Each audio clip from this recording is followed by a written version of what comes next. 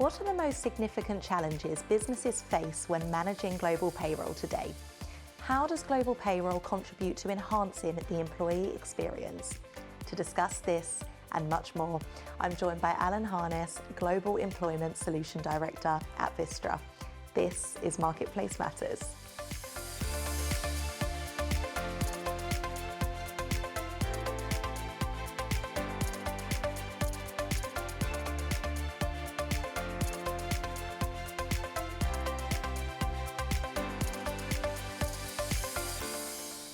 Allan, thank you so much for joining me today at the LSE. Let's start. What are some of the significant challenges you see businesses facing today when it comes to global payroll? I think in particular there are two, and I always start with trust. Having worked as a payroll operations director for quite some time, sometimes it's interesting to know how global operations are actually created. They're quite reactive, and therefore under some circumstances your trust within the network has been quite reactive in terms of where the business wants you to actually be. So you have to trust those people on the ground who are running the payroll every single day. They are the people who effectively are making you compliant. So ultimately it comes down to trust. Now, for someone who is who likes to be aware of every action every single day, that's quite difficult when you're serving payroll over 20 to 30 countries.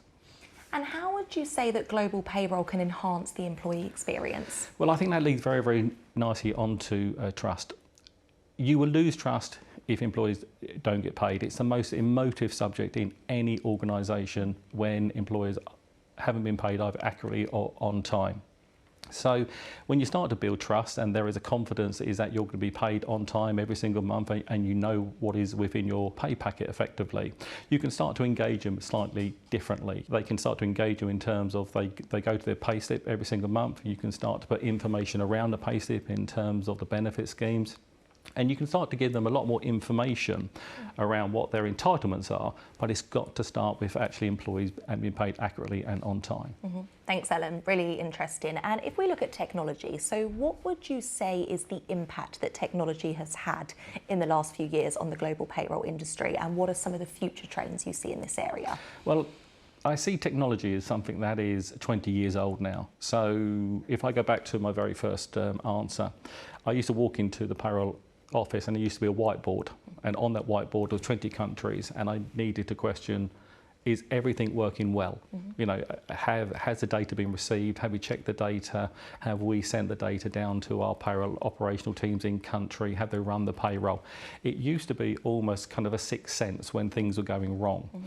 About 10 to 15 years ago, the introduction of global platforms allowed you greater visibility of payroll. So you could begin to see that things were going well or that things were going wrong. There were indicators in terms of whether there was a problem.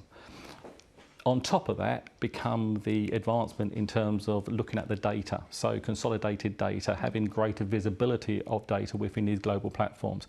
That really hasn't changed. That's something that was introduced by some very strong pioneers 10, 15 years ago. In the last couple, with the introduction of AI and obviously advancement in terms of virtual assistants, it's not so much of where we're seeing technology advance the operational side of things. What we are beginning to actually see is where AI is looking at data very, very differently now.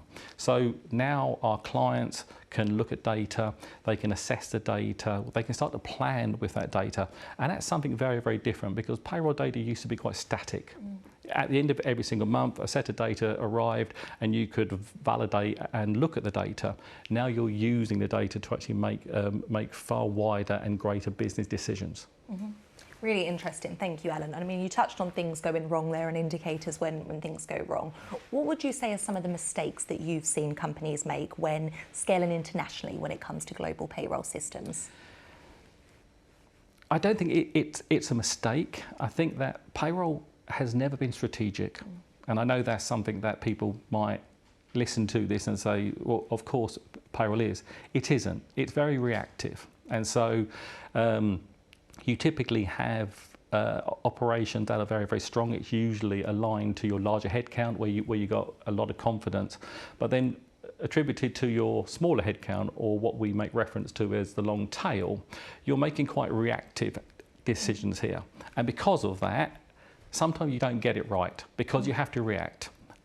And because of that, you then look, when you take a step back from that and you look at the landscape of payroll, you can see where you've got your strengths, you've got your weaknesses, and at that point in time, you've got to start asking questions whether those operations are going to scale correctly.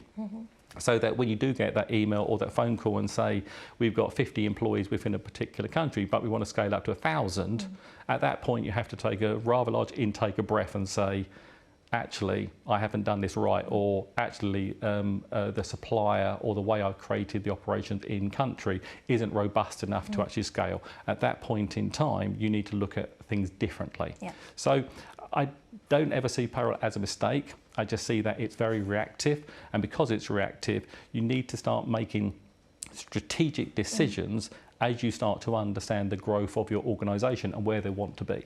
Interesting. Thank you, Allan. And what would you say are some of the differences in payroll regulations and compliance across different regions, and how might companies navigate these complexities? Yeah, I think it's changing almost every day. I don't think I get an email probably at least once a week to inform me in terms of changes. Data protection is something obviously that we all have to be aware of now, and that there are specific countries that are looking to isolate data, and so you need to think about where you're hosting data and where data is visible and obviously aligned to GDPR and all these wonderful things around data protection. The second side of that is where you've effectively got regulation in country that is becoming more sophisticated. And to give you an example, if you asked me, say 10, 15 years ago, my answer would have been, in the more mature countries, there's sophistication in terms of the engagement with your tax authorities and social security authorities, etc. But then you had, let's call them the more immature countries, who didn't quite have that sophistication.